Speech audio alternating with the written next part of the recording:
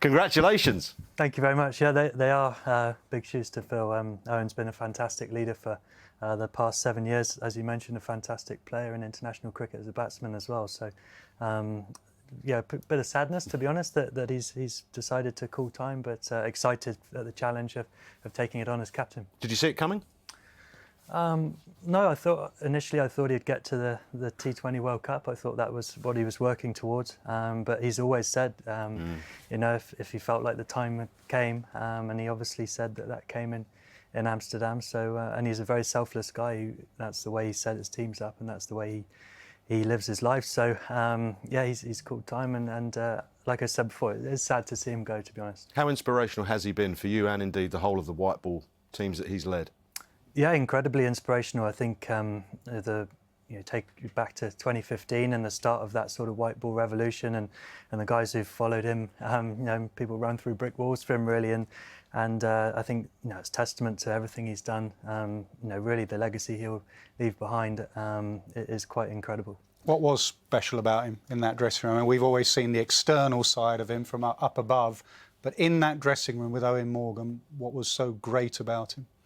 I think his consistent messaging. I think, you know, whether we won or lost, he was very firm on the way he wanted us to play, and he led from the front. I think, you know, he asked people to play in a certain way, and he would walk out third ball, running down the wicket, trying to hit it over long on for six. And as you know, a fellow player, you watch your captain do that, you think, well, let's tuck in behind him and follow that lead. And he was unwavering in that, whether we won or lost. He was always of the belief that we'll win more games than we lose in this fashion, and operating at an intensity that he believed no one else could live with us if we did that.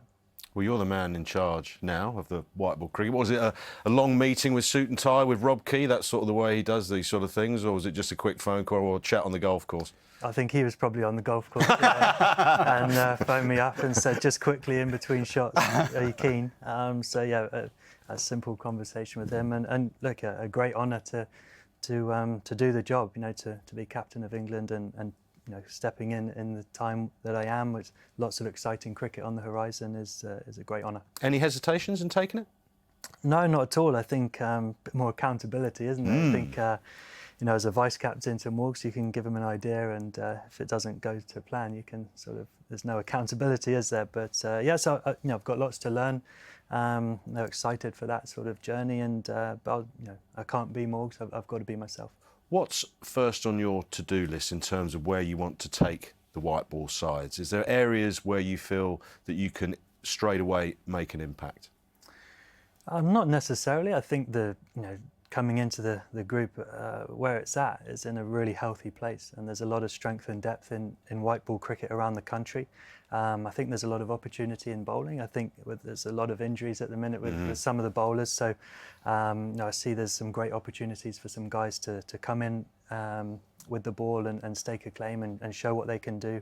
I think death bowling's been one area that's sort of been talked about in our white ball game, but we tend to play in some quite high scoring games with the way we play, so maybe it's a bit sort of highlighted it more than it should be, but certainly to win tournaments and the tournaments we want to win as a group, we need to sort of have some clear roles for those guys. When Rob first took over his role, he said Test match cricket is going to be his #1 priority, probably rightly from where we've been in Test match cricket, and he was going to make that crystal clear to whoever the coach was. It's Matthew Mott, obviously, that you may have to not have your best side all the time. Now you've got, what, a T20 World Cup starting 22nd of October, Perth, Afghanistan.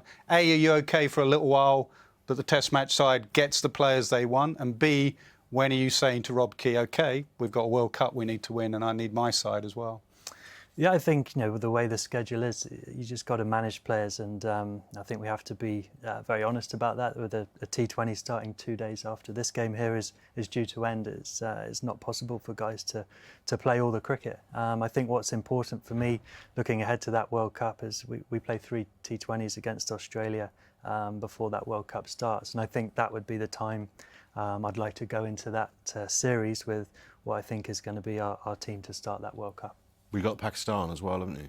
You got 7 there. Yeah, we played Pakistan in 7 games, but again, that sort of maybe clashes a little bit with the Test matches. So there may be a few guys that we have to manage through that period, and maybe they don't come to Pakistan, or maybe just do a little bit of it. 7 games is a lot, so and that gives us a chance to expose players to pressure situations as well. I think the guys we're talking about who probably won't be available are seasoned pros and quite experienced guys, so I don't see it being a problem if they can not partake in all the cricket before that World Cup.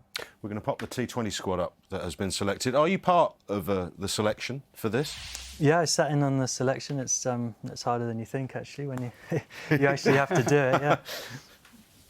Yeah. So for me to talk through, I think the names that jump out that I'm very excited to see. I think Harry Brook has been one of the real form players in the country, hasn't he? I think he's obviously been in the Test squads as well. But watching him in the 100 last year and all the games so far this year, he looks a real player. And Richard Gleeson is someone there who's got his opportunity, who's been back fit this year, bowling quickly and bowling really well at the death. So excited to see him get his chance. You've got Tumal in there as well.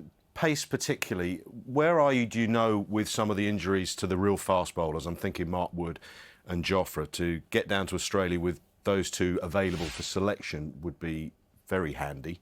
How close are they, would you say? I don't know, to be honest. Right. I think obviously Jofra's had an operation, I believe, and Woody's been coming back from that elbow injury. So those guys who bowl extreme high pace, they're obviously very valuable assets in all forms of the game, and we must really look after them.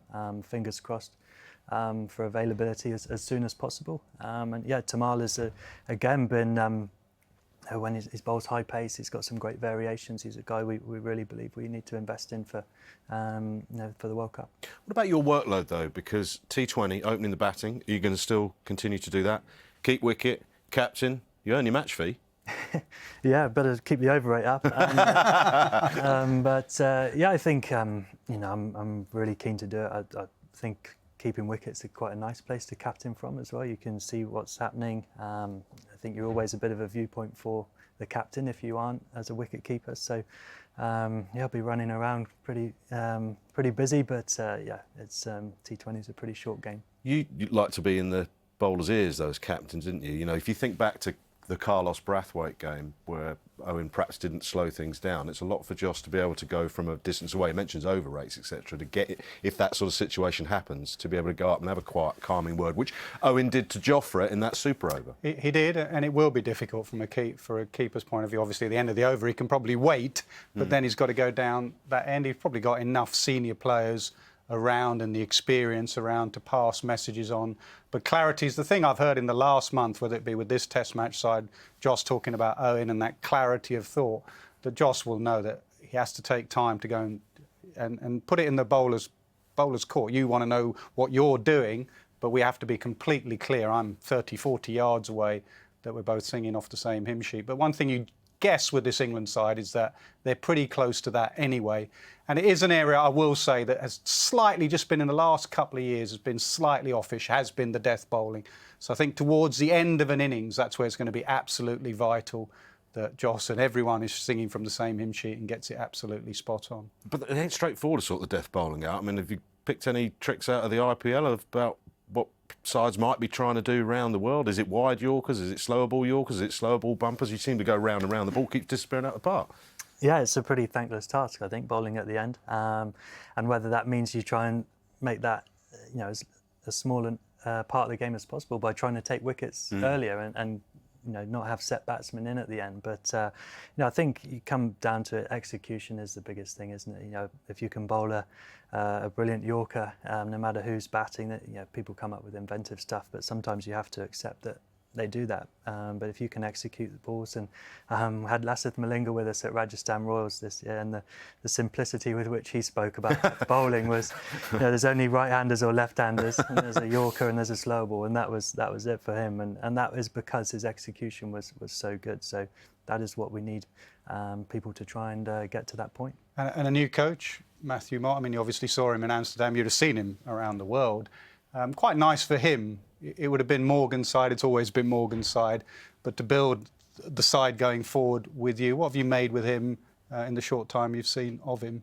Yeah, a very relaxed character as well. I think naturally he took quite a back seat in the Netherlands and sort of sussed it all out and saw how things were going. But like you say, now without Eoin at the helm. I think I'd need to lean on him maybe a bit more than Eoin would, and I look forward to growing that relationship with him. He's obviously got fantastic experience from a long time in the game, and I'm sure he can help me and direct me, and we can together moving forward continue the vein in which the team has been on. How long does that captain-coach relationship take to bed in? You and Fletcher. I mean, you thought it was Keith Fletcher. I got the wrong Fletcher, yeah. I mean, not long by looking at this test side, about 5 minutes. But I think that's why it's important they're cut from the same cloth. And in Stokes and McCullum, they are absolutely, you could have two of exactly the same people there, to be honest. And even though the captain-coach, Matthew Mott and Jos, I don't know them specifically, but I would say Jos is taking over in exactly the same way as Morgs. I know he's his own man, but Morgan very, very calm. When I've seen Jos captain, very, very calm, very astute, and a little bit like Ben Stokes. When I've watched Ben Stokes think his way through an innings, whether it be a World Cup final or Headingley, you know you're dealing with a smart cricketer. So when you see Jos play an IPL game or any white ball game, the other day he played one months ago where he started slowly and he got dropped a couple of times, but by the end he was smashing it everywhere because he's a smart cricketer. And I think that's so important that Mott will have a look at Jos and go, this bloke knows what he's doing. But we will have to... I think it's beautiful for Matthew Mott that this is now our team, a little bit like Stokes and McCullum. It's Buttler and Mott driving this side forward, really. I mean, a little bit harder because obviously when you've won 1 from 17, everything must be an upward curve. When you are a very successful white ball side and there's so many people knocking at the door, it is very difficult, if you need to, try and reinvent the wheel. I don't think you need to. You just need to keep that going, pick up the baton and run with it. Eoin was seen as the Iceman, very calm on the field and, from what I hear, very calm in the dressing room, even when perhaps runs were a little thin on the ground. So he could contain his emotions on that front. How will you be if the runs do dry up a little bit? Would that be a challenge for you to keep those emotions in check and focus on the bigger picture? I potentially see it as being easier, to be honest. I think as a captain, I think you naturally will look more outwardly and less about yourself. And again, like you say, the pressure will always be there in international cricket if you're not scoring runs, and you're always going to want to lead by example. But you can set a great example doing that when you're not scoring, and the way you carry yourself, the way you conduct yourself, the way you demand certain things of others, and leading from the front in other ways. So I potentially see that as a positive. Well, at the moment, there's no problem with your form in the IPL and what we saw out in Holland. What was the IPL like? How much fun was that? Yeah, a lot of fun. I certainly surprised myself with the runs I scored, but no, it was brilliant. It was great to have crowds back. It sort of felt like the IPL of old, being in the stadium with full houses, and absolutely loved that. And the role I had at the top of the order and sort of starting the tournament well, that made me sort of believe I could keep going, and it was great. I loved it. Test match cricket, Jos, I know it's that question that you're always asked. You've got a licence to tee off at the top of the order in Test match cricket now as well. Bazball with Jos Buttler at the top. I was on with Kumar, your director of cricket at Rajasthan Royals, and he said Buttler at the top of the order. What is your future and what is your thinking about Test match cricket? I'm really enjoying watching as a fan at the minute, to be honest. I think we've seen 3 brilliant Test matches. I'm sure this one will be no different. And to be honest, I wasn't worth my place in the side. I got left out on, like you say, on merit. So I'm very immediate about what's in front of me now. I've got a great challenge with the white ball team now becoming captain as well. So I'm really excited for that challenge, and that's really where all my energy is. It's quite interesting that Moeen Ali, though, said it sort of got his attention, some of the cricket that's been played, and I want a piece of it, I think he said to Athers in the Times. Yeah, absolutely. And obviously with Pakistan coming up and you're looking for a second spinner, Moeen Ali is a fabulous cricketer.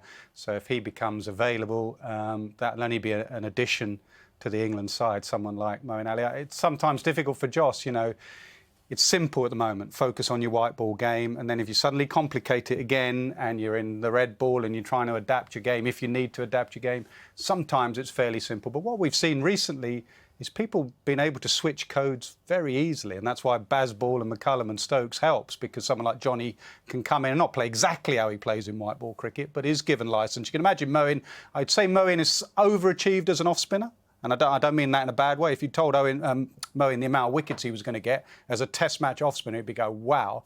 And as a batter, he hasn't quite clicked on a regular basis.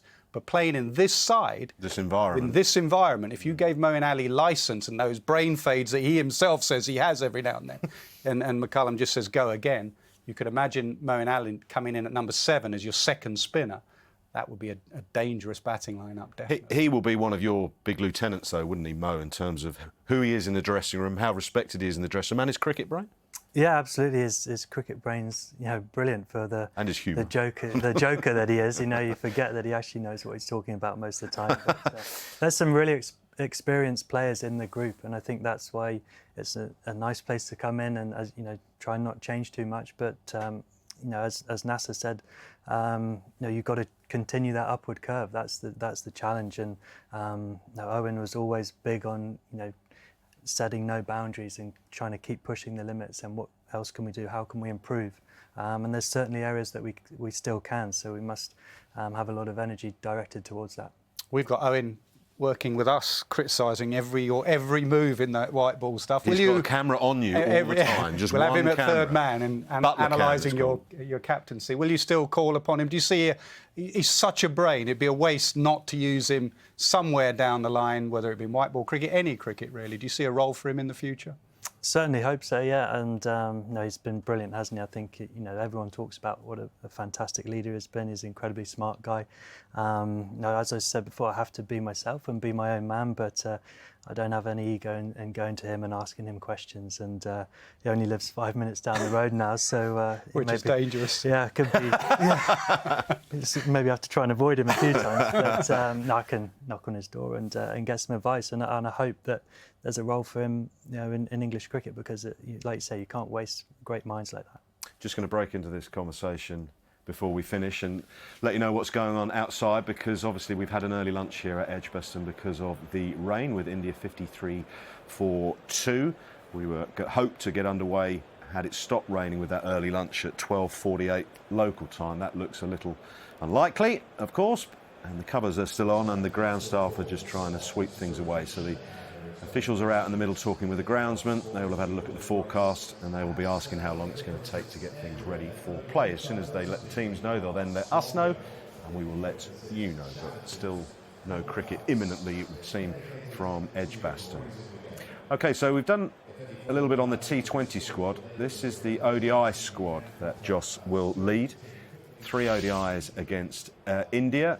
Couple of points of difference. Brighton Carter is in this one. Craig Overton, Root, Stokes is somewhere. Stokes got in that one? No, yes, he is. I thought Ben was in there. Ben Stokes is in there. So just tinkering a little bit between the T20 and the ODI. Yeah, there's some availability there for Bairstow, Stokes and Root to play. So there's some nice guys to bring into your team. Brighton Carter, I really like the look of him in the Netherlands. That was the sort of first time I'd seen him up close, and he's certainly got a lot of talent. We know what a brilliant role that Liam Plunkett played for a long time in the ODI side, and he looks like someone who could offer a similar kind of thing. So it's great to see him back fit. I know he had a big knee injury in the winter, so excited about him. Where is your best place to bat in the ODI? It's obvious in T20 it's opening now, in any IPL or for England. In the England 50 over side, where do you reckon is your best place to bat? In the middle order still, I think potentially number 5. I think with the option of, as we've done over the last few years, is if we get off to a really good start, you could go up one.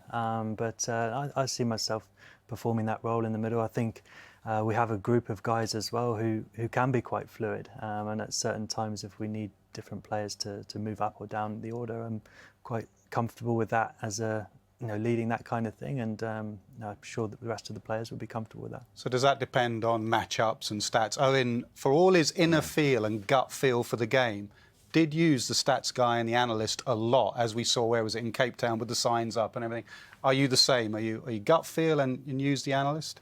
I think both, yeah, and I think you'd be naive not to use the data that's there, but the skill of that is how you use it, isn't it? It's not as black and white, I think, as what the numbers tell you.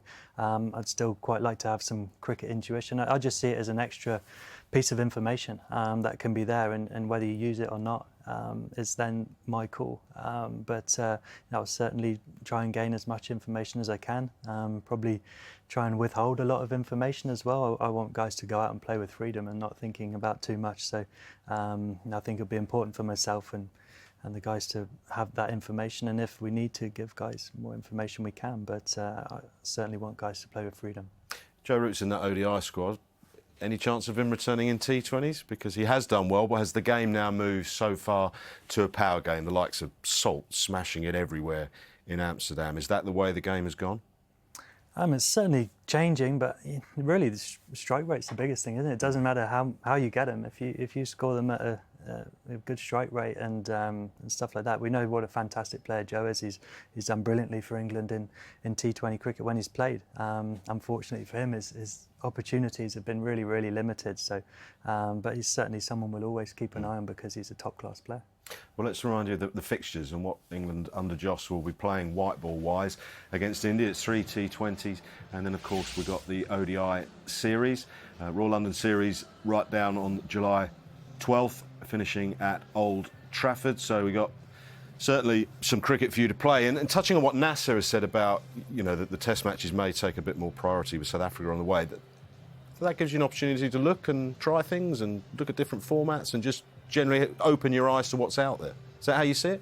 Yeah, absolutely. Like you say, with availability and some injuries, there's certainly opportunity for guys there. And I think, again, I'm not afraid to lose games. I think it's important that we expose players and see them, and give them the best opportunity to put their best foot forward. And I think, the style is a really important thing that I want us to continue to play and to trust that. And if we lose games along the way trying to be, I'd rather we fall on the positive side than the cautious side. But of course, there's some great names in there that will excite fans, that they want to see them perform at the highest level. And the same for me. I look forward to them getting their opportunity. Exciting times.